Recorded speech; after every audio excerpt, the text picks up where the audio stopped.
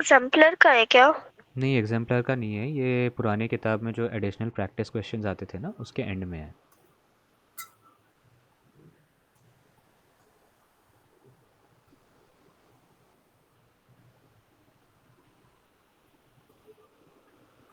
ठीक है, एक बार पढ़ लो। लिखा है कि show that for a projectile the angle between the velocity and the x axis as a function of time. मतलब आप समझ रहे हो, प्रोजेक्टाइल को जब हमने इसे छोड़ा है तो ये इस तरह से मूव करता है। ठीक। एंगल बिटवीन द वेलोसिटी मतलब किसी भी पॉइंट पे अगर आप वेलोसिटी वेक्टर देखते हो, वो तो हमेशा टेंजेंशियल टू द पाथ होगा। तो वेलोसिटी और हॉरिजॉन्टल के बीच में जो एंगल बन रहा है, ये वाला एंगल, इसको अगर मैं अल्फ़ा बोल देता हूँ, यहाँ पे थीटा बोला जा रहा है, इसको अगर मैं थीटा बोल देता हूँ, ये थीटा एंगल ऑफ प्रोजेक्शन नहीं है, ये angle of velocity vector with the x axis है। तो आपको पूछा जा रहा है कि इसके लिए एक एक्सप्रेशन निकालो। ठीक है। Show that theta the angle of the velocity vector with the x axis is equal to tan inverse of this thing. ठीक। सर ये वी एक्स क्या है? वी ए एक्स नहीं है, ये वी ओ एक्स है। वी ज़ीरो एक्स मतलब आपका इनिशियल वेलोसिटी वी ज़ीरो होगा, उसके एक्स और वाई कॉम्पोनेंट्स। ठीक। अब इसको ऐसे समझ सर लो इजीली दैट तो हो जाएगा। V zero vector is actually equal to v zero x I cap plus v zero y J cap. ठीक है। तो ये एक बार ट्राई करके देखो, फिर डिस्कस करते हैं कि कैसे करना है। 1 मिनट, एक बार ट्राई करके देखो।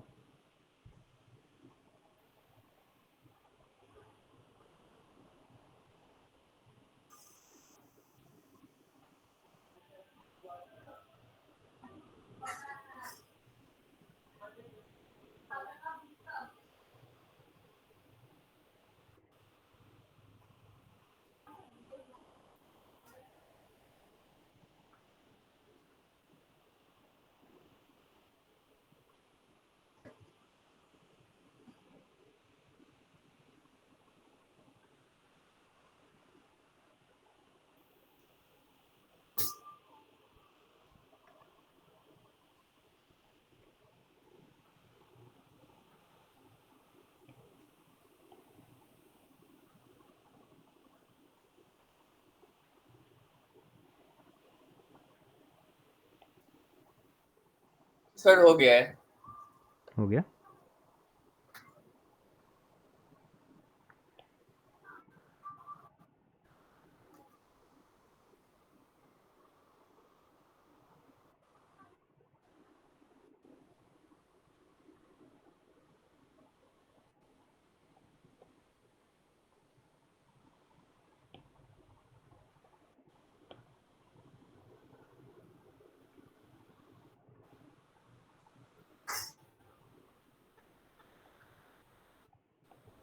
अगर उस एंगल को अल्फा पकड़े, वो प्रोजेक्ट एंगल ऑफ प्रोजेक्शन को अल्फा पकड़े, तो u sine alpha minus D T by u cos theta, क्योंकि tan theta equal to v y by v x.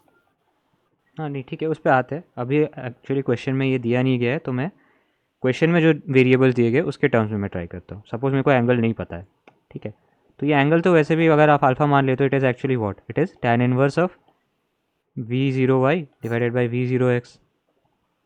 ये तो है ना। हेलो। हेलो। Yes sir. हाँ। देखो, अगर आपको इनिशियल वेलोसिटी के कंपोनेंट्स अगर दे रखे हैं, ये वी ज़ीरो है, वी ज़ीरो एक्स है, ये वी ज़ीरो वाई है, तो अगर ये वाला एंगल अल्फ़ा हुआ, देन आप ये तो बोल ही सकते हो ना कि tan alpha is v zero y by v zero x. ठीक। Yes sir. तो उस हिसाब से भी आप अल्फ़ा निकाल सकते हो, तो अभी उसकी ज़रूरत है नहीं हमें, बल्कि ये निकालना है कि अगर ये एंगल थीटा है। ठीक है। तो इसको मैं थोड़ा बड़ा करके बताता हूँ कि अगर this angle, if this angle is theta, theta and it is varying with time, it will vary with time. क्यों वैरी करेगा? अलग अलग पॉइंट पे वेलोसिटी वेक्टर का डायरेक्शन भी तो अलग अलग चेंज हो रहा है ना। वेलोसिटी वेक्टर का डायरेक्शन हर जगह हर पॉइंट पे चेंज हो रहा है, जैसे जैसे आगे जाएगा प्रोजेक्टाइल वैसे वैसे एंगल भी चेंज होगा। ठीक है। बट हम ये ज़रूर कह सकते हैं दैट ये जो थीटा ऑफ टी है, ये ज़रूर कह सकते हैं कि ये जो थीटा ऑफ टी है दैट इज़ एक्चुअली, ये अगर वी एक्स है और ये अगर वी वाई है, तो मैं ये कह सकता हूँ ना that tan of theta of T that is equal to v y by v x. कह सकते हैं, यस सर। कह सकते हैं ना, this is v x, this is v y. ठीक है, तो इस ट्राइंगल में मैं कह सकता हूँ दैट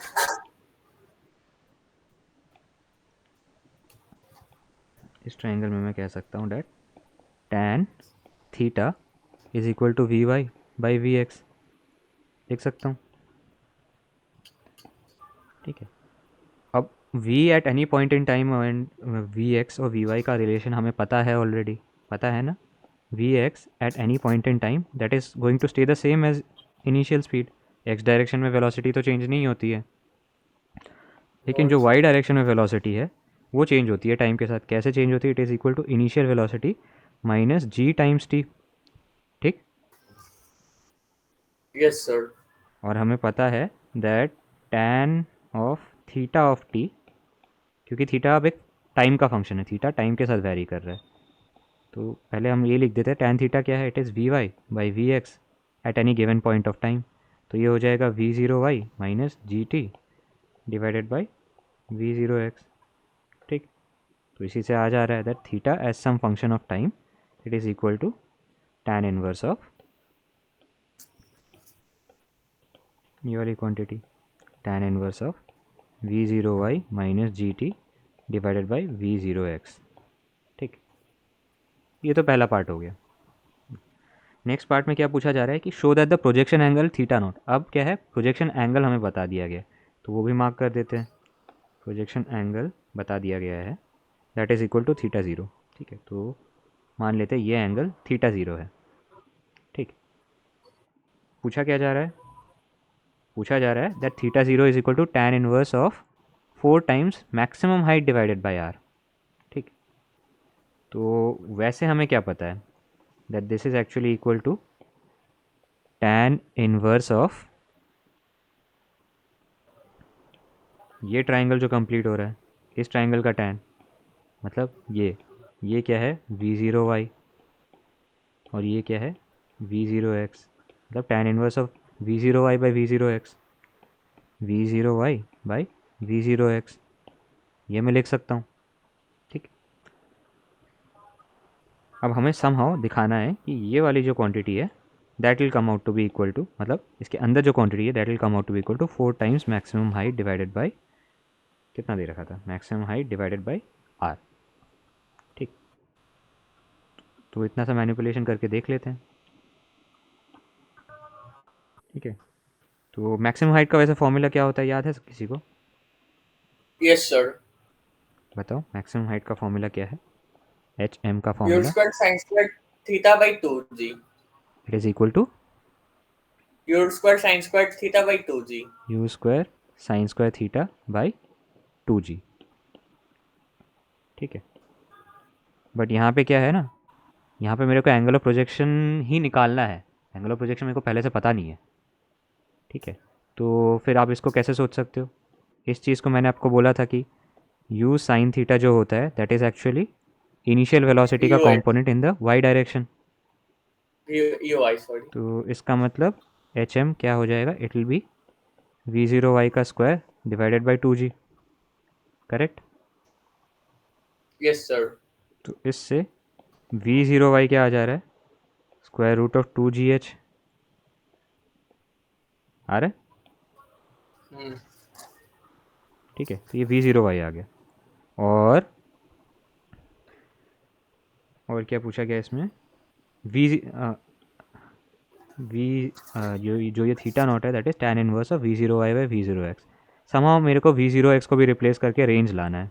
ठीक है, तो रेंज का फॉर्मूला क्या है, range is equal to two u square sine theta cos theta divided by जी।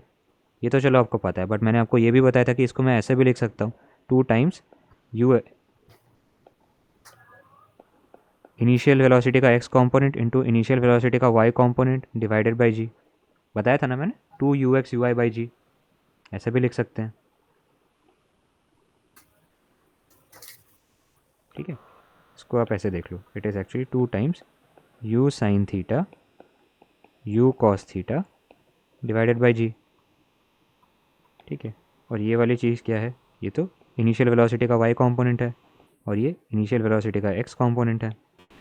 तो ये क्या आ गया, 2 times v zero y two v zero x divided by g. लिख सकता हूँ मैं ऐसे, लिख सकता हूँ ना। Yes sir.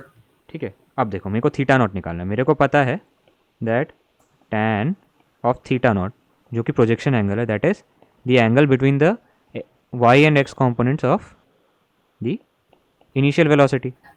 ये चीज़ मेरे को पता है, ये चीज़ तो हो गई ना। अगर इनिशियल वेलोसिटी v नॉट है, if this is the initial velocity और इसका x component v zero x है, इसका y component v zero y है, तो ये जो थीटा नॉट है इसका tan v zero y by v zero x के बराबर होगा, tan थीटा नॉट। ये क्लियर है ना सबको?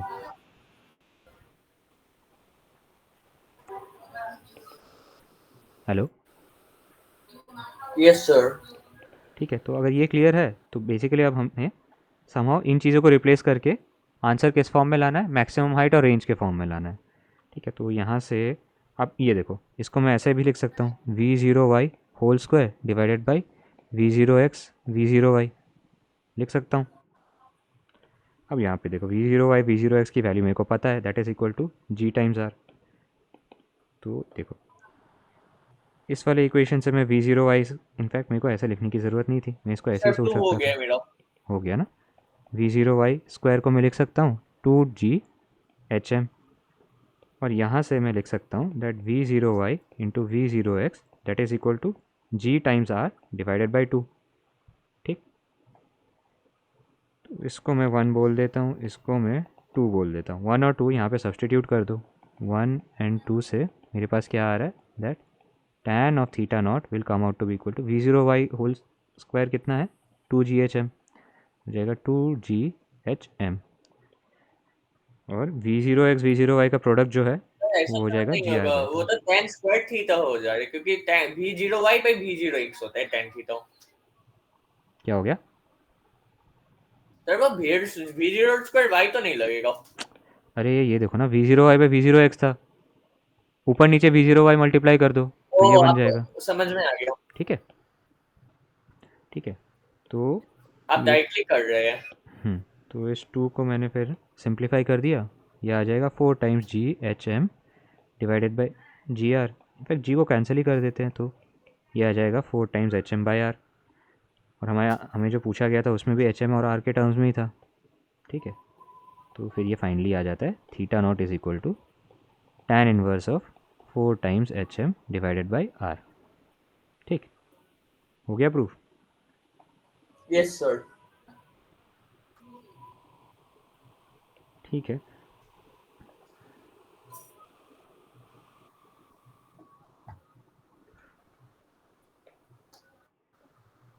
क्या थोड़े सर्कुलर के क्वेश्चंस देख लेते हैं फिर से।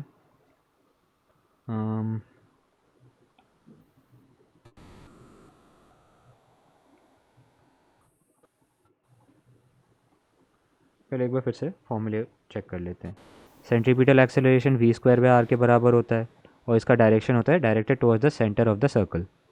ठीक, दूसरी बात क्या थी कि जो वेलोसिटी वेक्टर है at any point in time it will be perpendicular to the radius vector और the radial vector. Radial vector क्या होता है, the vector joining the centre to the point on the circle. तो ये अगर circle में घूम रहा है कोई पार्टिकल, किसी भी पॉइंट पे इसकी वेलोसिटी टेंजेंशियल होगी टू द पाथ, और जो रेडियस वेक्टर होगा उसके परपेंडिकुलर होगा, कि एनीवेज ये सर्कल की प्रॉपर्टी ये होती है, the tangent is always perpendicular to the radius. ठीक है, और v अगर लीनियर स्पीड है और ओमेगा अगर एंगुलर वेलोसिटी है, then v is equal to omega r होता है। ये मैग्नीट्यूड के टर्म्स में, वेक्टर टर्म्स में अगर सोचना है तो it will be omega cross r.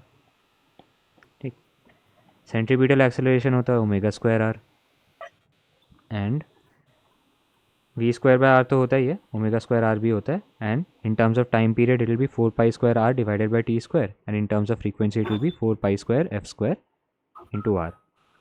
ठीक, तो 2-3 एग्जांपल्स करते हैं, और इस पे एक्चुअली हमने इतने क्वेश्चंस किए नहीं थे, 2 ही क्वेश्चंस किए थे ना शायद लास्ट क्लास में। ओके, तो अभी देख लेते हैं, ये वाला क्वेश्चन करके बताओ। An astronaut is rotating in a rotor of radius 4 meters.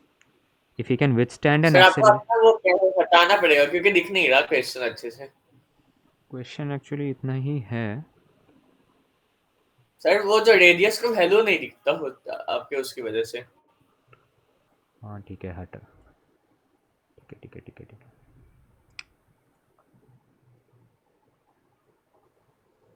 अब सही है। ठीक है, तो देखो क्वेश्चन है, an astronaut is rotating in a rotor of radius 4 meters, ठीक है। If he can withstand an acceleration of up to 10 g, what is the maximum number of permissible revolutions per second, ठीक है। तो हमें बताया जा रहा है सर कि ये ये जी तो है क्या?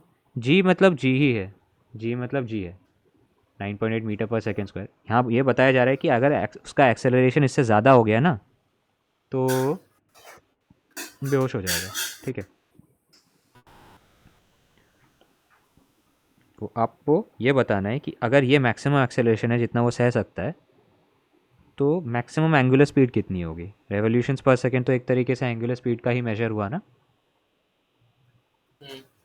ठीक है, बस वो यूनिट थोड़ा अलग है। वैसे एंगुलर स्पीड का यूनिट क्या होता है, एंगुलर वेलोसिटी का यूनिट क्या होता है, रेडियंस पर सेकेंड। यहाँ हमें बोल रहे रेवोल्यूशंस पर सेकेंड में आप बताओ, ठीक है। एक तरीके से रेवोल्यूशंस पर सेकेंड क्या होता है, revolutions per second is basically your frequency, right. एक सेकेंड में कितने रेवोल्यूशंस हो रहे हैं, फ्रीक्वेंसी, ठीक। तो इस क्वेश्चन को कैसे करेंगे, आपको दे रखा है कि एस्ट्रोनॉट को घुमाया जा रहा है एक रोटर में, ये इधर है,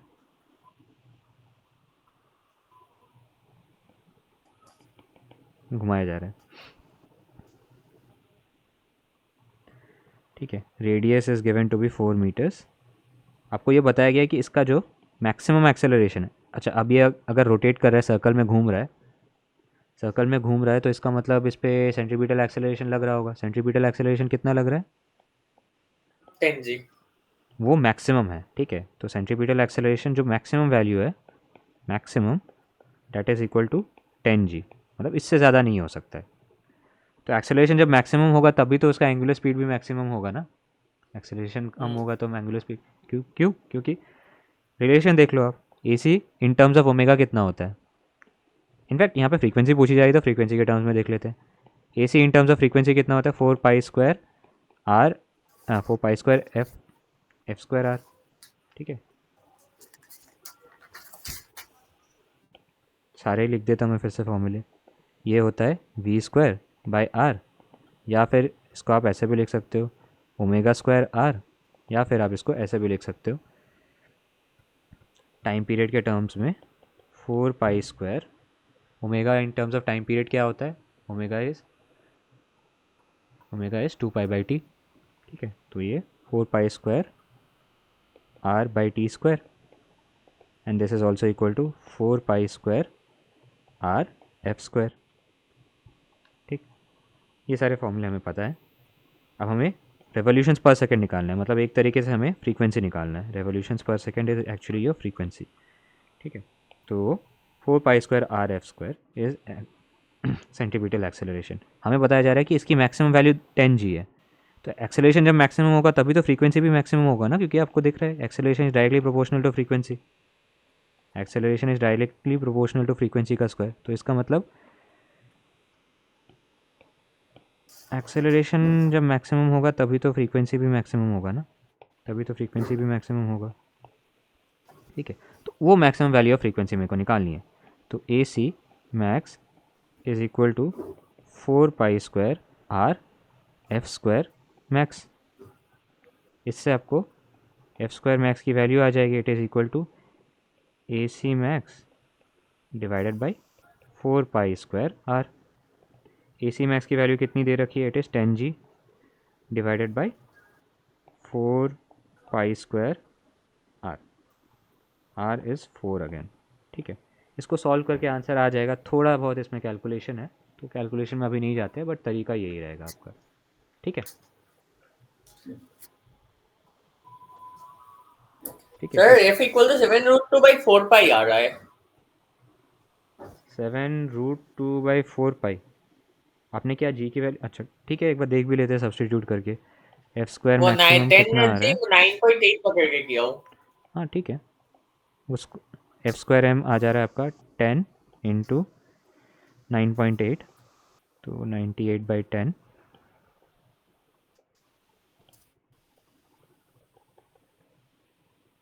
4 × पाई स्क्वायर को रहने देते, बाद में अंडर रूट लेंगे तो अपने आप ऐसे बाहर आ जाएगा।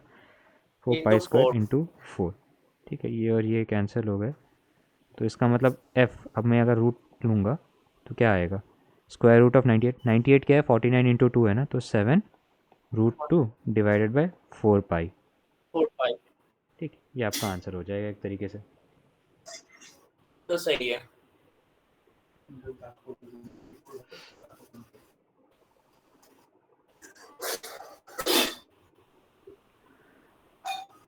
ठीक, चलो एक दो और क्वेश्चन ऐसे देख लेते हैं।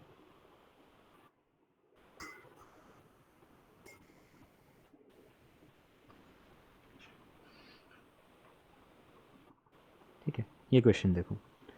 The radius of the earth's orbit around the sun is 1.5 × 10⁻11 meters. Calculate the angular and linear velocity of the earth. Radius आपको दे रखा है, रेडियस आपको दे रखा है द अर्थ्स ऑर्बिट, आपको एंगुलर और लीनियर वेलोसिटी निकालनी है अर्थ की। और फिर पूछा गया है how much angle does the earth revolve in 2 days। 2 दिन में अर्थ रिवॉल्व कितना हो जाता है। ठीक है, तो कैसे करोगे? आपको रेडियस दे रखा है r, r is equal to 1.5 × 10⁻11 meters. ठीक, आपको क्या क्या निकालना है? वी निकालना है, ओमेगा निकालना है, और फर्दर थीटा निकालना है। टोटल एंगुलर डिस्प्लेसमेंट कितना हुआ है, मतलब एंगुलर डिस्प्लेसमेंट नहीं, एंगुलर डिस्टेंस बता दो, डिस्प्लेसमेंट नहीं। 2 दिन में, टाइम आपको दे रखा है 2 दिन, तो time is given to be 2 days। T is equal to 2 days, यानी कि कितने कितने सेकेंड हुए? 2 days।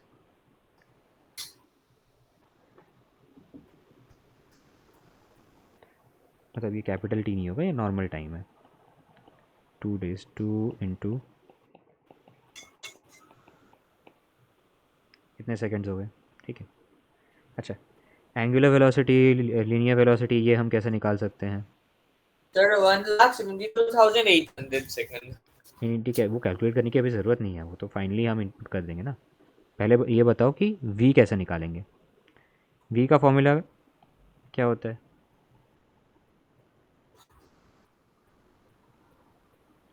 v आप डायरेक्टली निकाल नहीं पाओगे।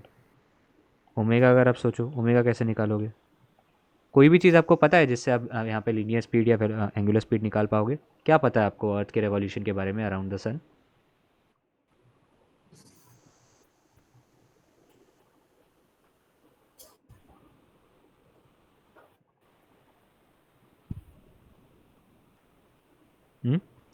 एनीवन, कोई गेस?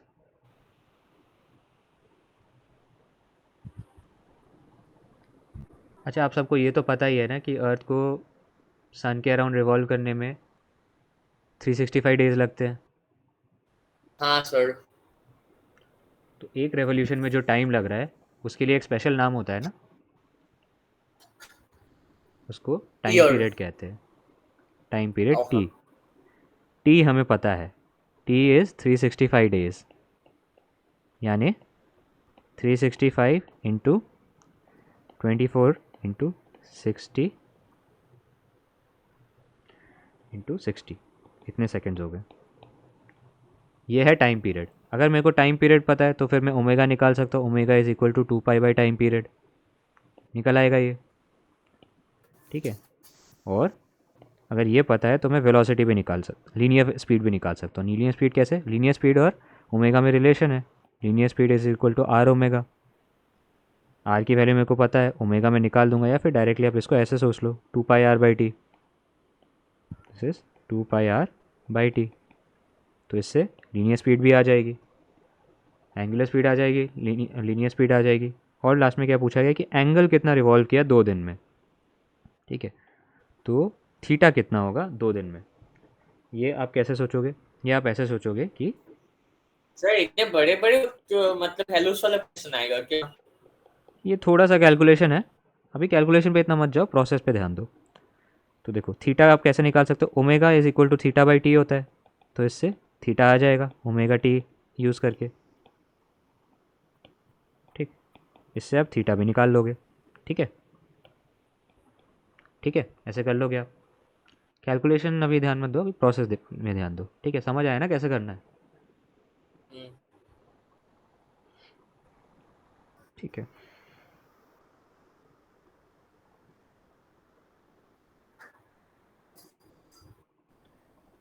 ठीक है। अच्छा, और कोई ऐसा क्वेश्चन देख लेते हैं। ठीक,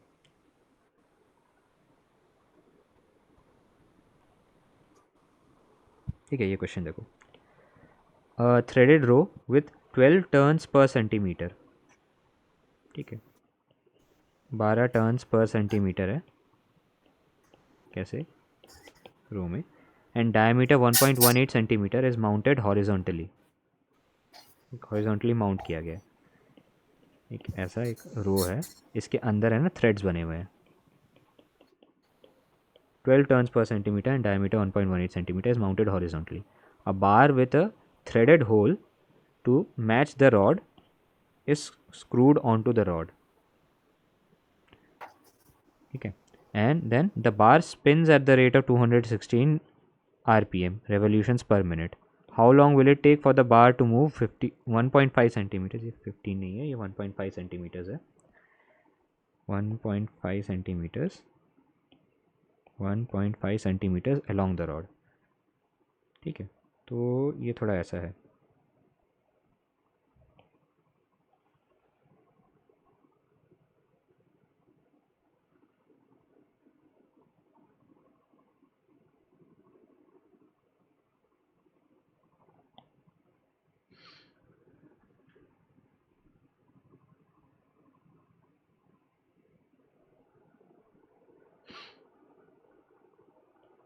इसको आप ऐसे समझ सकते हो, एक रू इस तरह से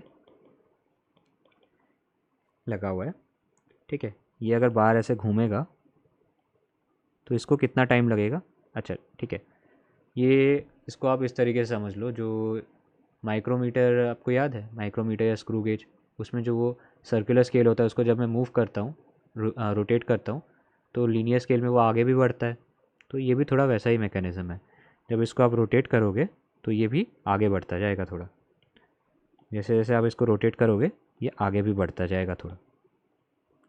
ठीक है, तो बार जो है वो स्पिन कर रहा है at 216 revolutions per minute. How long will it take for the bar to move 1.5 centimeter along the rod. ठीक है, सॉरी, बार नहीं मूव कर रहा है, ये जो सॉरी रॉड नहीं मूव कर रहा है, जो बार है वो मूव कर रहा है। ठीक, this bar is being moved, और ये रॉड पे ऑलरेडी थ्रेड्स बने हुए हैं। ठीक है, तो आपको ये पता करना है कि ये अगर मूव कर रहा है तो इसको बार के अलोंग 1.5 सेंटीमीटर मूव करने में कितना टाइम लगेगा। ठीक है, तो ये थोड़ा वैसा वाला क्वेश्चन हो गया जैसे स्क्रू गेज में करते थे कि हाँ इतने रेवोल्यूशन हो रहे हैं, एक रेवोल्यूशन में कितना आगे जा रहा है, उसके बेसिस पे आप टोटल निकाल सकते हो कि टोटल इतने डिस्टेंस के लिए कितना आगे जाएगा। ठीक है, तो कैसे करेंगे इसको, आपको ये देखना पड़ेगा कि ये जो रो है उसमें 12 टर्न्स है 1 सेंटीमीटर के लिए। मतलब ये जो रो है, ये अगर 12 बार टर्न करेगा ना तो ये इसका 1.1 सेंटीमीटर आगे चला जाएगा। ठीक, आप इस तरीके से समझ सकते हो कि जो रो है it will move 1 centimetre in 12 turns. 12 turns में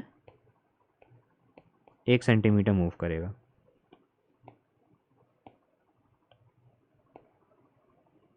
ठीक, 12 टर्न्स में 1 सेंटीमीटर मूव कर रहा है, तो 1.5 सेंटीमीटर मूव करने में कितना टाइम लगेगा। मतलब ऐसे आप इन्वर्स सोच लो, 1 सेंटीमीटर के लिए 12 टर्न्स लग रहे हैं, 1.5 सेंटीमीटर्स के लिए कितने टर्न्स लगेंगे। 12 डिवाइडेड बाई 1 पॉइंट मतलब 12 इंटू 1.5, 1.5 कितना होता है, इट इज़ 3/2, 18 टर्न्स लगेंगे, ठीक, 18 टर्न्स लगेंगे 1.5 सेंटीमीटर आगे जाने के लिए, ठीक है। तो 18 टर्न्स, अब देखो 18 टर्न्स, ये जो बार है 216 रेवोल्यूशंस पर मिनट पे मूव कर रहा है। तो एक तरीके से आप फ्रीक्वेंसी आप ओमेगा के टर्म्स में कर लेते हैं, ठीक है।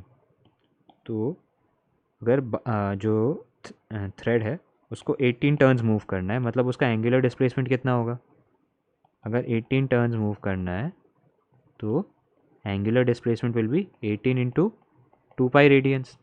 एक टर्न में, एक बार पूरा रोटेट करने में 2 पाई रेडियंस चाहिए होता है, ठीक है। तो दिस इज़ 36 पाई रेडियंस, ठीक। अब देखो जो बार स्पिन कर रहा है omega is 216 revolutions per minute, मतलब 216 into 2 pi radians per minute, मतलब 216 into 2 pi divided by 60 radians per second. तो अकॉर्डिंगली थीटा, ये टाइम कितना लगेगा, time will be equal to theta by t omega होता है, तो टाइम हो जाएगा थीटा बाई ओमेगा, ठीक। इस तरह से आप कर सकते हो, ठीक है। तो थीटा की वैल्यू क्या है, 36 पाई divided by 216 into 2 pi divided by 60, ठीक है। पाई पाई कैंसिल हो जाएगा, 2 और 2 18 बन जाएगा, ये बन जाएगा 18 इंटू 60 डिवाइडेड बाई 216। कितनी आ रही है वैल्यू इससे, 18 इंटू 60 डिवाइडेड बाई 216, 6 से करके देख लो,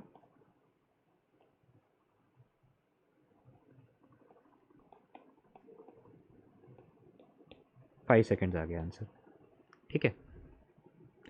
कुछ पूछना है किसी को,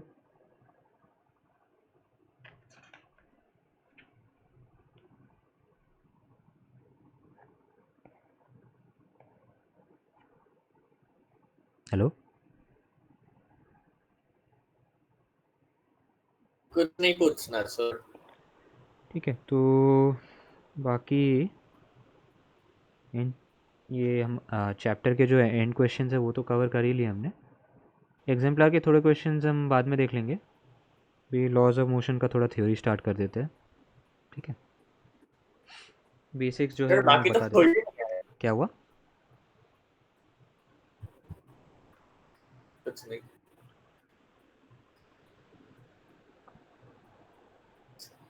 ठीक है,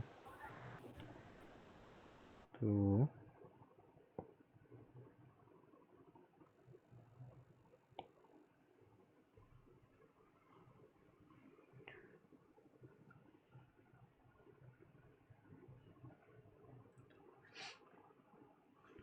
ठीक है, तो लॉज ऑफ मोशन एक बार जब हमने पहले भी जब कवर किया था तो इनिशियल डिस्कशन मैंने इसी से स्टार्ट किया था कि अभी तक हमने जो भी चैप्टर्स किए उसमें हम बस मोशन डिस्कस कर रहे थे। मोशन डिस्कस कर रहे थे कि मोशन हो रहा है तो कैसा हो रहा है, एक्सेलरेशन मोशन को हम डिस्क्राइब कैसे कर सकते हैं। जैसे 1D मोशन अगर है, अगर 1D मोशन है तो उसको डिस्क्राइब करने के लिए मेरे को कौन कौन से टर्म्स की ज़रूरत पड़ती है। अगर यूनिफॉर्म मोशन हो रहा होता है तो सिर्फ हम वेलोसिटी अगर स्पेसिफाई कर देंगे तो बात बन जाएगी, ठीक।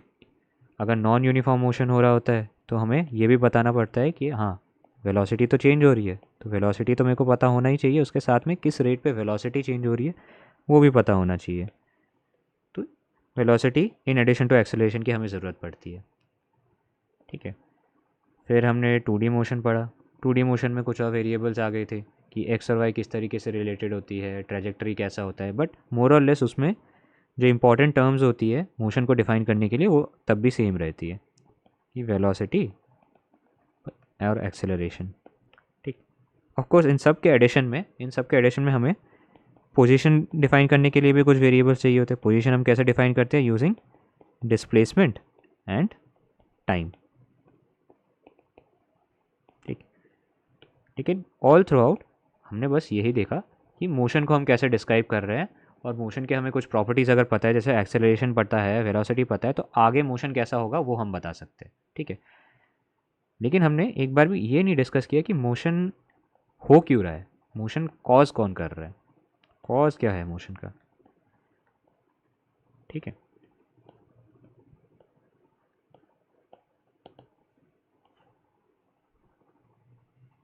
तो ये कॉज ऑफ मोशन ही होता है एक एक्सटर्नल एजेंसी या एक एक्सटर्नल आप पुश या पुल, जो कि एक फोर्स प्रोवाइड करता है, और जो फोर्स प्रोवाइड होता है उसी की वजह से मोशन होता है, ठीक है। हमेशा हमें एक एक्सटर्नल, तो एक बात तो ये है कि कोई भी चीज़ अगर रेस्ट पे है उसको फिर मूव कराने के लिए एक फोर्स की ज़रूरत पड़ती है हमेशा। और सिमिलरली कोई भी चीज़ अगर मूव कर रहा है उसको फिर रोकने के लिए एक फोर्स देना पड़ता है opposite to the direction of motion. तो basically cause of any kind of motion और change in the state of motion, ठीक है। यहाँ पे मोशन क्रिएट किया गया, यहाँ पे मोशन रोक दिया गया, रेस्ट पे ला दिया गया ऑब्जेक्ट को। दोनों ही केसेस में हमें एक एक्सटर्नल एजेंसी की ज़रूरत पड़ती है, एक एक्सटर्नल पुश या पुल की ज़रूरत पड़ती है, और वही होता है force. Force is an external agency which can move a body from rest और which can stop a moving body as well, ठीक है। तो ये जो external agency that can change the state of motion, force एक ऐसी external agency है which can change the state of motion, which can change the state of motion of a body, ठीक ना। तो ठीक है, फिर फोर्स मोशन क्रिएट कर सकता है, मोशन रोक सकता है, बट क्या फोर्स को कांटेक्ट में होने की ज़रूरत होती है? तो ये कोई ज़रूरी नहीं होता है, फोर्स एक डिस्टेंस से भी वर्क कर सकता है। कैसे एग्जांपल है? जैसे नॉर्मली हम फोर्स जो देखते हैं यार किसी चीज़ को रोकने के लिए, वो तो हम नॉर्मली जो डेली ऑब्जर्वेशन में देखते हैं वहाँ पे तो कोई ना कोई कांटेक्ट हो रहा होता है, बट फोर्स को वर्क करने के लिए कांटेक्ट की ज़रूरत हमेशा नहीं होती है। जैसे कि आपका इलेक्ट्रिक फोर्स, इलेक्ट्रोस्टैटिक फोर्स हो गया, मैग्नेटिक फोर्स हो गया। मैग्नेट्स का आपने देखा है, वो एक दूसरे को अट्रैक्ट करते हैं even though there is no contact between them, ठीक। तो फोर्स को कॉन्टैक्ट की ज़रूरत नहीं होती है, force does not require contact, does not require contact, does not always require contact. कुछ फोर्सेस को ज़रूरत होती है, जैसे फ्रिक्शन, फ्रिक्शन को अपना इफेक्ट दिखाने के लिए कॉन्टैक्ट की ज़रूरत होती है, बट इन जनरल सारे फोर्सेस को ज़रूरत नहीं होती है। Force does not always require contact, it can act from a distance as well, act from a distance as well, ठीक। ठीक है, फिर इसके बाद एक जाहिर सा सवाल आता है कि ठीक है, फोर्स मोशन को चेंज कर सकता है, अब फोर्स को एक्ट करने के लिए कोई कांटेक्ट की ज़रूरत नहीं होती है, तो क्या फोर्स की हम ज़रूरत होती है हमें किसी बॉडी को मोशन में रखने के लिए हमेशा? तो वही चीज़ नहीं। लॉज ऑफ मोशन में डिस्कस होता है, वही चीज़ हम inertia, Galileo's law of inertia, इन सब में हम डिस्कस करते हैं, ठीक। ठीक है, तो आई मीन इसके बाद तो पूरा एक हिस्टोरिकल सेक्शन ही है कि एरिस्टोटल्स फैलेसी क्या था।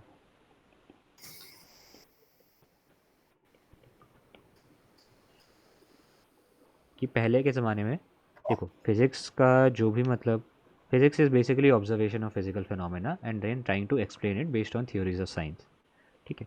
पहले पहले भी छोड़ो, अभी भी अगर आप देखते हो कोई भी ऑब्जेक्ट को अगर आपने मूव किया और फिर छोड़ दिया तो थोड़ी देर बाद तो रुक ही जाता है ना, थोड़ी देर बाद रुक ही जाता है। लेकिन आप अगर उस चीज़ को मूव करते रहोगे, जैसे एक साइकिल है, साइकिल चलाते रहोगे तो वो चलती रहेगी, बट आपने साइकिल चलाना छोड़ दिया तो साइकिल रुक जाएगी। तो ये देख के तो लोगों को लगेगा कि हाँ, फिर तो किसी भी चीज़ को मोशन में रखने के लिए एक फोर्स की ज़रूरत चाहिए होगी। और यही चीज़ एरिस्टोटल ने भी ऑब्जर्व किया था, उसने अपनी पूरी थ्योरी दी थी, और इसी को एरिस्टोटलियन लॉ ऑफ मोशन बोलते हैं कि an external force is required to keep a body in motion. ये एरिस्टोटलियन लॉ ऑफ मोशन था,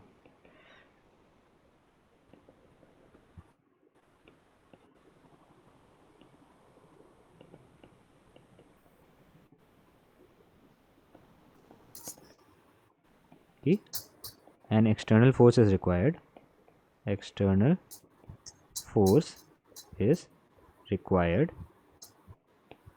to keep a body in motion, ठीक। बट इसमें एक गलती थी, ये एक फ्लॉड कॉन्सेप्ट था। एक्चुअली एक्सटर्नल फोर्स की ज़रूरत नहीं होती है किसी बॉडी को मूविंग रखने के लिए।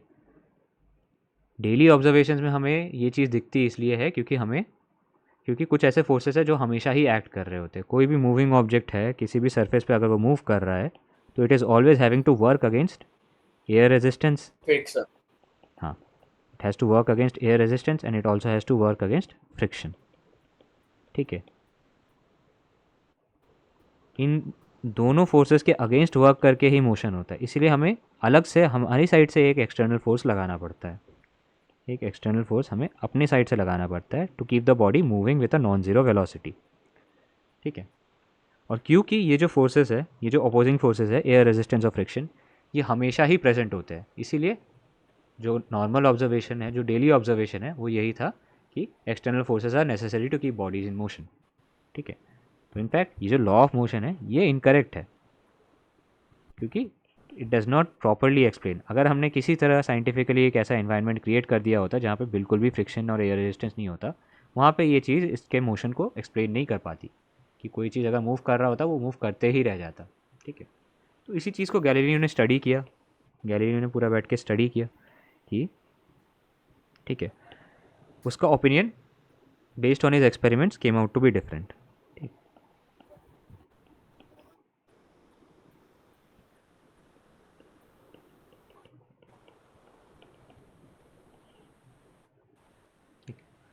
उसने क्या किया, गैलीलियो ने एक सीरीज ऑफ एक्सपेरिमेंट्स किए यूजिंग एन इंक्लाइन प्लेन। ठीक, इंक्लाइन प्लेन यूज़ करके उसने बहुत सारे एक्सपेरिमेंट्स किए, मोशन ऑफ ऑब्जेक्ट्स को चेक किया। इंक्लाइन प्लेन एक्सपेरिमेंट्स, बहुत सारे एक्सपेरिमेंट्स किए और देखा कि हाँ, सपोज़ अगर एक इंक्लाइन प्लेन है तो उसने दो चीज़ें देखी कि ऑब्जेक्ट्स मूविंग, जो इंक्लाइन प्लेन पे उसने ऑब्जेक्ट्स का मोशन चेक किया।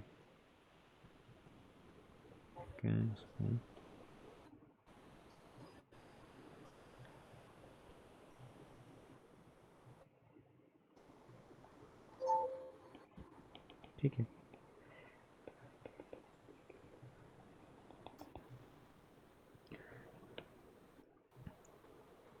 तो उसने जो इंक्लाइन प्लेन पे एक्सपेरिमेंट्स किए उसके बेसिस पे कुछ चीज़ें जो बहुत ही नॉर्मल सी ऑब्जर्वेशन है वो उसने स्टेट की कि पहली बात तो अगर मैं इंक्लाइन प्लेन पे यहाँ से किसी ऑब्जेक्ट को मैं छोड़ देता हूँ तो बाय द टाइम वो नीचे आएगा वो कुछ वेलोसिटी गेन कर जाएगा। इनिशियली मैंने ज़ीरो वेलोसिटी से अगर छोड़ा, बस ऐसे छोड़ दिया, तो उसकी वेलोसिटी ज़ीरो होगी।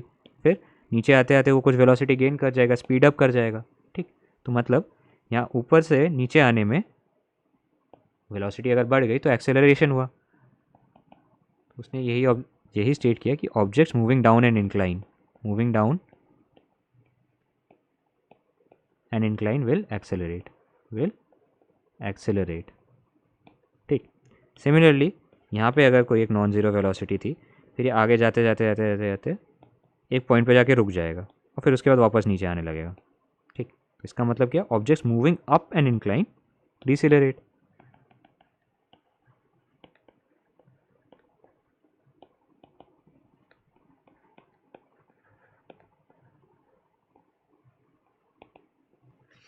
ठीक है,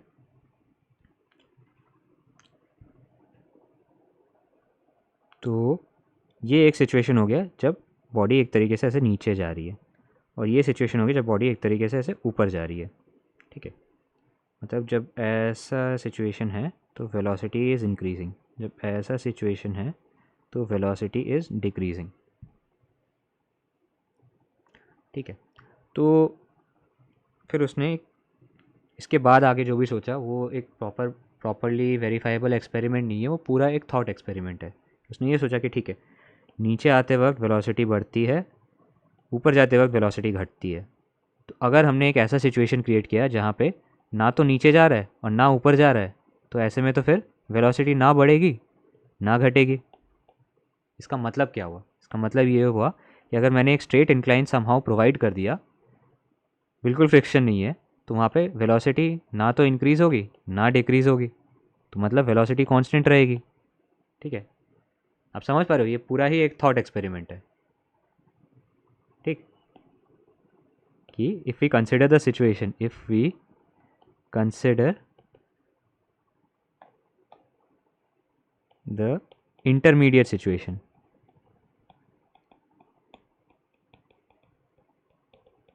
इंटरमीडिएट सिचुएशन क्या कि object not moving up and also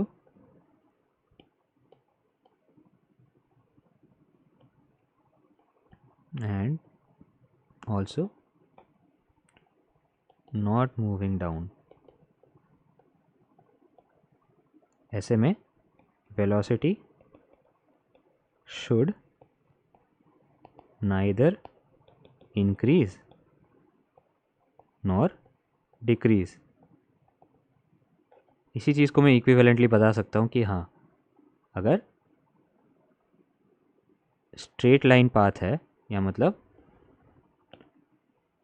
एकदम सीधा साधा मोशन है, तो या इसको आप ये बोल सकते हो कि if the object is moving on a horizontal incline, completely horizontal incline, तो ऐसे में velocity should be constant.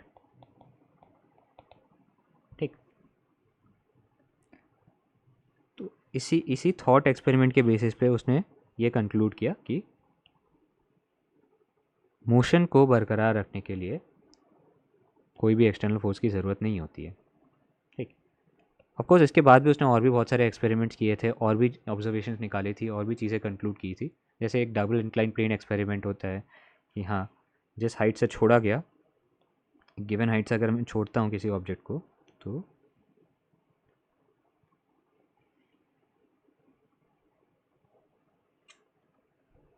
Given height से अगर किसी ऑब्जेक्ट को छोड़ा जाता है तो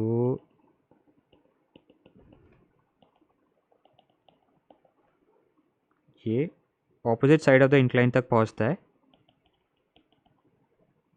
यहाँ पे अगर वेलोसिटी 0 थी, तो नेक्स्ट जो मैक्सिमम हाइट तक वो पहुँचेगा वो हाइट h फाइनल, और ये हाइट अगर ये h इनिशियल है तो h इनिशियल और h फाइनल हमेशा h इनिशियल से कम आता है, लेस देन इक्वल टू आता है. ठीक है, मतलब लगभग उसके बराबर आता है, बट कभी भी उससे ज़्यादा नहीं आता है. ठीक, अब इसी में उसने ये चीज़ भी देखी कि अगर ये जो डिस्टेंस है, अब देखो यहाँ तक आने में उसने कुछ एक डिस्टेंस कवर किया होगा. ठीक, ये डिस्टेंस बढ़ाने से लेकिन ये ऑब्जेक्ट जिस हाइट तक जा रहा है ना, तो इसी इंक्लाइन को अगर अब थोड़ा और स्लोप कम कर देते हैं, तो भी उसने देखा कि ये जो ऑब्जेक्ट है ये अब भी सेम हाइट तक ही पहुंच जा रहा था, ऑलमोस्ट सेम हाइट तक पहुंच जा रहा था.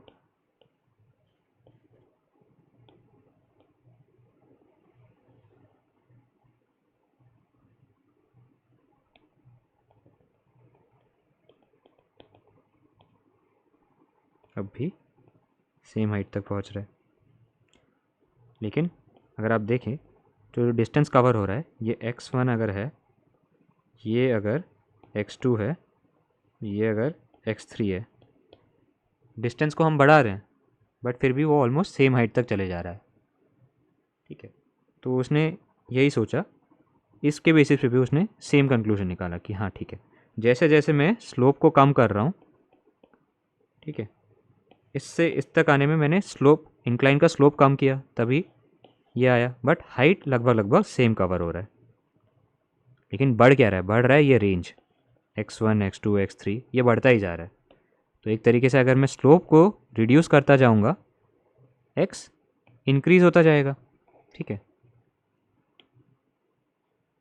तो अगर इसी प्रोसेस को मैंने इनफाइनाइटली कंटिन्यू कर दिया, ये स्लोप को मैं गिराता ही गया, कम करता ही गया, तो इवेंचुअली एक टाइम पे ये चीज़ हॉरिजॉन्टल हो जाएगी.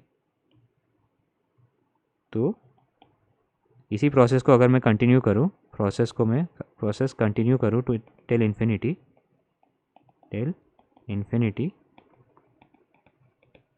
तो स्लोप बन जाएगा पूरा horizontal, and at the same time x तो बढ़ता ही रह जाएगा, और एक्स कभी रुकेगा ही नहीं, क्योंकि ये ऑब्जेक्ट कब रुक रहा है, जब वो ऑलमोस्ट सेम हाइट तक पहुंच रहा है। तो अगर मैंने स्लोप इतना ज़्यादा कर दिया कि ये ऑलमोस्ट हॉरिजॉन्टल हो गया, तो ऐसे में ये इस हाइट तक तो आ ही नहीं पाएगा ना कभी। तो इसका मतलब फिर ये लगातार मूव करते रहना चाहिए, x should increase till infinity. ठीक है, तो इसके बेसिस पे भी उसने यही कंक्लूड किया कि अगर समहाउ मैं ऐसा सिचुएशन प्रोवाइड कर सकता हूँ जहाँ फ्रिक्शन बहुत ही कम है, एंड अगेन ये भी एक थॉट एक्सपेरिमेंट ही है, ये इस चीज़ को फिजिकली वेरीफाई नहीं किया जा सकता था, बट उसने ये चीज़ सोचा, and based on his thinking उसने अपना पूरा एक लॉ ऑफ इनर्शिया दिया। ठीक है, उसने अपना एक लॉ ऑफ इनर्शिया दिया।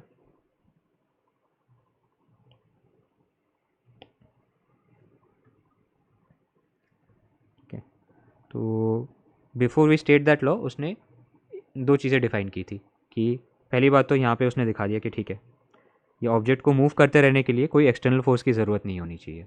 ठीक है, तो उसके हिसाब से तो this implies motion will not stop. और क्योंकि मोशन को कंटिन्यू करने के लिए कोई एक्सटर्नल फोर्स की ज़रूरत नहीं पड़ रही थी, since no external force required to continue motion, इसलिए उसने कंक्लूड किया कि जो स्टेट ऑफ रेस्ट होता है एंड जो स्टेट ऑफ यूनिफॉर्म मोशन यानी motion with a constant velocity वो एक ही है। दोनों में हमें फोर्स देने की ज़रूरत नहीं पड़ती है। State of rest and state of uniform motion are the same. ठीक है, so based on this he stated his law of inertia. उसका लॉ ऑफ इनर्शिया क्या था, that if the net external force the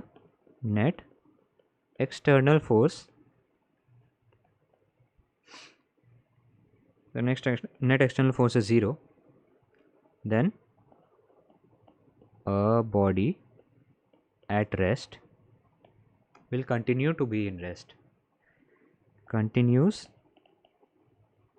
to remain at rest. ठीक, and क्योंकि state of rest and state of uniform linear motion same ही चीज़ है, तो जो चीज़ यूनिफॉर्म लीनियर मोशन में है वो भी उसी स्टेट में रहेगी।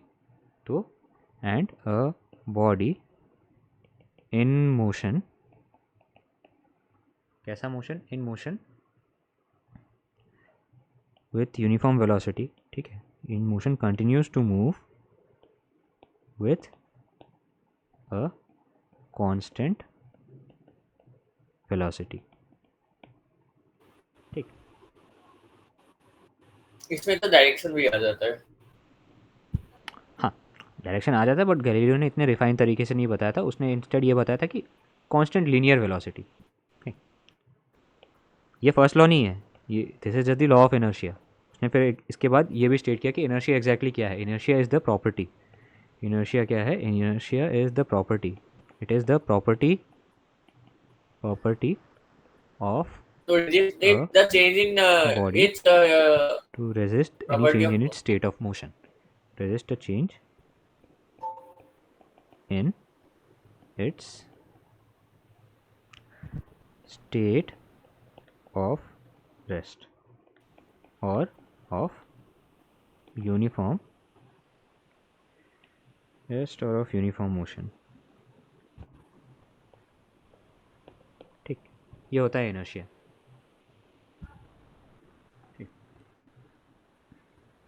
ठीक है, अब बेस्ड ऑन दिस, साथ के साथ न्यूटन ने भी कुछ अपने लॉज दिए बेस्ड ऑन दिस। तो पहले तो चलो गैलीलियो के ये इनर्शिया रिलेटेड एक्सपेरिमेंट्स आएंगे, फिर न्यूटन ने अपने साइड से भी बहुत सारे एक्सपेरिमेंट्स किए थे, और eventually he came out with a set of laws for describing motion, जो कि आपको जो हम अभी पढ़ते हैं as Newton's 3 laws of motion. ठीक है, तो उसका जो फर्स्ट लॉ ऑफ मोशन है that is very closely related to this law of inertia. Newton's first law of motion जो है that is very closely related to this, in fact it is almost the same। First law of motion क्या कहता है कि every any first law of motion ये कहता है कि every body continues to be in its state of rest or of uniform motion in a straight line unless compelled otherwise by some external force. ठीक है, तो एक ही बात है एक तरीके से, बट उसने स्ट्रेट लाइन वाली बात भी बताई उसमें. ठीक, कि every body continues to be in its state of rest, continues to be in a state of rest or of uniform motion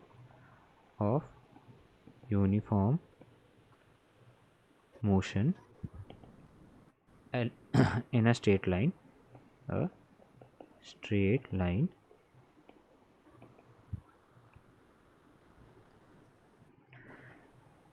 unless compelled otherwise by an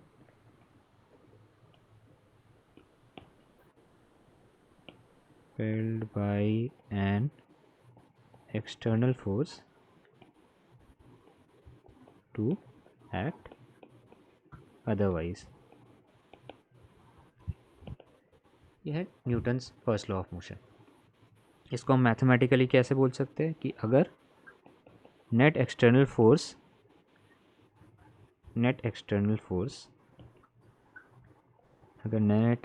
force is equal to zero, अगर ये zero है तो velocity अगर zero है तो zero ही रह जाएगी, अगर नॉन ज़ीरो है तो ज़ीरो ही रह जाएगी, यानी v will not change.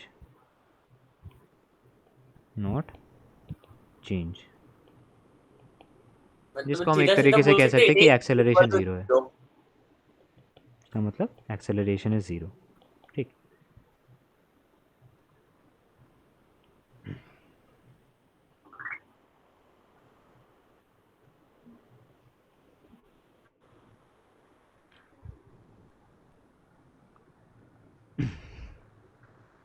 इसके आप कई सारे एग्जांपल्स भी देख सकते हो, जैसे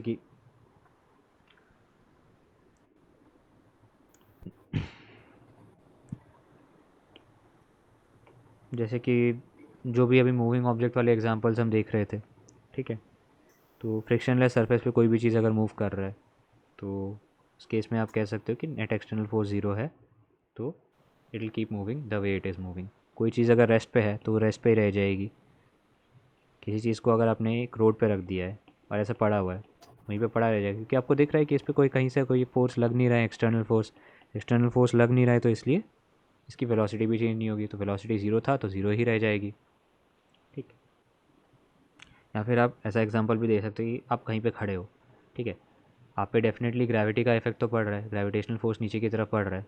हाँ, लेकिन यहाँ पे आप ये कैसे असर्ट करोगे कि नेट एक्सटर्नल फोर्स ज़ीरो है? आपको तो पता है कोई बॉडी अगर एक जगह पे पड़ी हुई है तो इस पर एक डाउनवर्ड फोर्स ग्रेविटी का तो पड़ेगा ही, which is equal to its weight. But आपको ये दिख रहा है कि इट इज़ नॉट मूविंग, मतलब v इक्वल टू ज़ीरो, और ये मूव भी नहीं कर रहा है, तो इसका मतलब a भी ज़ीरो होगा. v ज़ीरो है, a ज़ीरो है, तो क्या मैं ऑपोजिट डायरेक्शन में कुछ कंक्लूड कर सकता हूँ कि अगर एक्सेलरेशन ज़ीरो है तो क्या इसका मतलब ये है कि एक्सटर्नल फोर्स भी ज़ीरो है? तो हाँ, ये कर सकते हैं कि एक्सेलरेशन ज़ीरो है तो इसलिए हम कह सकते हैं कि हाँ, इस पर नेट फोर्स तो ज़ीरो हो रहा होगा कहीं ना कहीं से. For this particular case net force zero इसलिए हो रहा होगा क्योंकि ग्राउंड भी एक नॉर्मल फोर्स इस पर लगाएगा, एंड उस नॉर्मल फोर्स की वजह से जो नेट टोटल फोर्स है इस बॉडी पे that will become equal to zero. ठीक है, तो ये जो न्यूटन्स लॉ है इसको हम बोथ साइड ट्रू भी मान सकते हैं कि हाँ, अगर नेट फोर्स ज़ीरो है तो एक्सेलरेशन ज़ीरो है, अगर एक्सेलरेशन ज़ीरो है तो नेट फोर्स भी ज़ीरो है. ठीक, ठीक है. न्यूटन्स सेकेंड लॉ देखते हैं क्या क्या कहता है. Newton's second law of motion, what does it tell us? Second law of motion proper quantifiable statement है फोर्स डिस्क्राइब करने के लिए, बट उसके लिए आपको पहले ये समझना पड़ेगा कि मोमेंटम क्या है. But even before we go into that, first law of motion हमें क्या बता रहा है कि अगर फर्स्ट लॉ ने हमें क्या बताया दैट अगर नेट एक्सटर्नल फोर्स ज़ीरो है, अगर नेट एक्सटर्नल फोर्स ज़ीरो है तो उस केस में क्या होगा, मोशन कैसा होगा। ठीक है, सेकेंड लॉ हमें ये बताएगा कि अगर नेट एक्सटर्नल फोर्स ज़ीरो नहीं है,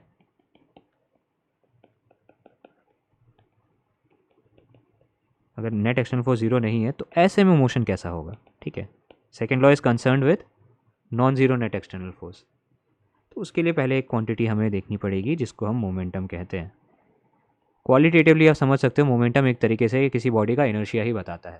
ठीक है, क्वांटिटेटिवली इसको डिनोट पी से किया जाता है, it is a vector quantity and it is equal to the product of the mass of the body into the velocity of the body and it is a vector quantity.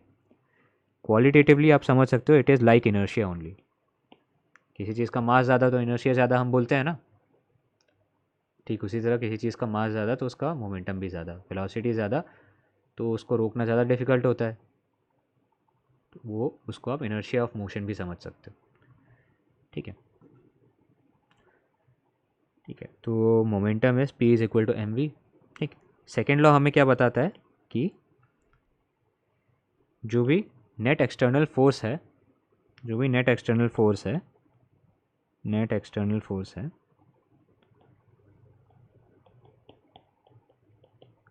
On a body और a system. ठीक है, on one body, इस पर कई सारे forces लग रहे हैं सपोज अलग अलग डायरेक्शन से, ये F1 बोल दो, ये F2 बोल दो, ये F3 बोल दो, ऐसे बहुत सारे फोर्सेस लग रहे हैं। तो ऐसे में ये जो बॉडी किसी भी डायरेक्शन में किसी एक्सेलरेशन से अगर मूव करती है, देन इनफैक्ट एक्सेलरेशन पे पहले नहीं जाते, ये सब फोर्सेस की वजह से इस बॉडी का जो भी मूवमेंट होगा ना, तो फोर्सेस से सबसे पहली चीज़ तो क्या होगी, जो भी नेट फोर्स लग रहा है ना,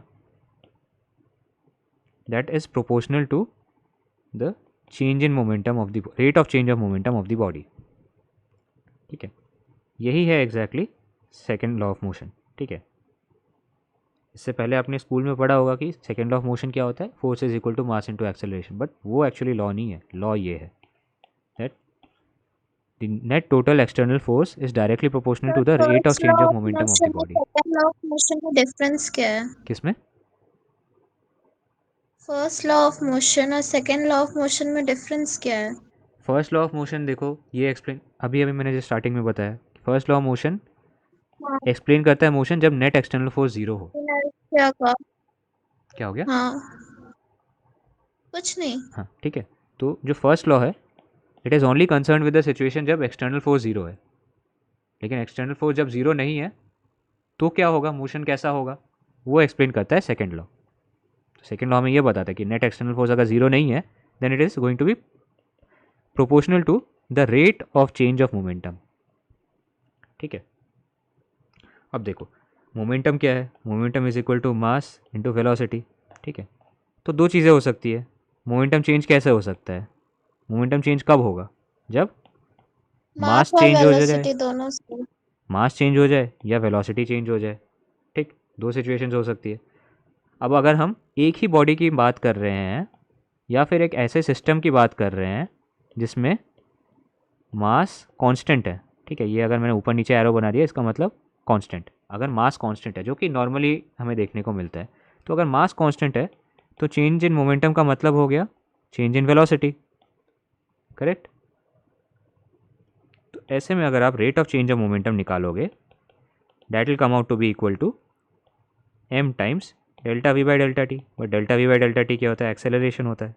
ठीक है, तो इसलिए जब मास चेंज नहीं होता है तब rate of change of momentum is equal to mass into acceleration, but ऐसा हमेशा ट्रू नहीं होता है। स्पेशली जब आप रॉकेट वाले एग्जांपल्स करते हो उसमें क्या होता है, कुछ मास भी निकल रहा होता है बॉडी, या जो रॉकेट वाला सिस्टम है पूरे सिस्टम को अगर आप कंसिडर करो तो रॉकेट से गैसेस निकल जा रही है तो मास भी कम हो जा रहा है, मास वहाँ पे चेंज हो रहा है, मास वहाँ पे चेंज हो रहा है, इसलिए वहाँ पे भी अब देखो मास, जो मास ऑफ गैसेस है, गैसेस निकलने की वजह से रॉकेट को थोड़ा थ्रस्ट मिलता है ऊपर की डायरेक्शन में। ठीक, rocket will experience an upward force because of the loss of masses and that upward force will be govern by this law that F net is equal to rate of change of momentum. वहाँ पे लेकिन मास भी change हो रहा है, velocity भी change हो रहा है, तो वहाँ पे आप net external force equal to mass into acceleration नहीं लिख सकते, वहाँ पे आपको अलग से ऐसे लिखना पड़ेगा, m times dv/dt plus v times dm/dt, ऐसा एक अलग सा इक्वेशन आ जाएगा, फिर उसको सॉल्व करके आप करोगे। ठीक है, पहले उस पर बहुत क्वेश्चन आते थे, अभी एनसी मतलब स्कूल एग्जाम्स में उस पर क्वेश्चन नहीं आते। ठीक, तो एनीवे जब सिस्टम में एक ही बॉडी है और उसका मास नहीं चेंज हो रहा है, या फिर हम, अच्छा जब मैं सिस्टम बोल रहा हूँ ना, सिस्टम मतलब 4-5 बॉडीज, जो भी बॉडीज़ को हम ऑब्जर्व कर रहे हैं जिन बॉडीज़ पे फोर्स लग रहा है। ठीक है, अगर 2 बॉडीज़ को ऑब्जर्व कर रहे हो वो आपका सिस्टम हो गया, 3 बॉडीज़ को ऑब्जर्व कर रहे हो वो आपका सिस्टम हो गया। ठीक है, तो अगर एक सिस्टम है जिसमें मास चेंज नहीं हो रहा है तो वहाँ पे the rate of change of momentum becomes equal to mass into acceleration. ठीक, और ये जो रिलेशन है F is directly proportional to delta P by delta T, SI units में इसका जब हम प्रोपोर्शनलिटी हटाते हैं ना, वो 1 के बराबर आ जाता है, 1 into delta P by delta T, और अगर मास चेंज नहीं हो रहा है सिस्टम का तो फिर ये मास इंटू एक्सेलरेशन के बराबर आ जाएगा। ठीक है, so this is your second law of motion, f is equal to delta p by delta t, it is also equal to mass into acceleration। ठीक है, सेकेंड लॉ एग्जैक्टली यही बताता है, the rate of change of momentum of a body is directly proportional to the applied force and it takes place in the same direction as that of the applied force. ठीक है, यहाँ vector बनाना important है क्योंकि rate of change of momentum का जो direction है वही डायरेक्शन होता है फोर्स का भी। ठीक, ठीक है, तो थोड़ा और थ्योरी बच जाता है Newton's third law of motion के लिए, वो नेक्स्ट क्लास में कर लेंगे, and then we can start looking into solving problems, how to use Newton's laws of motion to solve problems. ठीक है, तो आज के लिए तो अभी इतना ही है। ठीक है, we'll have our next class on Wednesday। ठीक है, किसी को कुछ पूछना हो तो बताओ।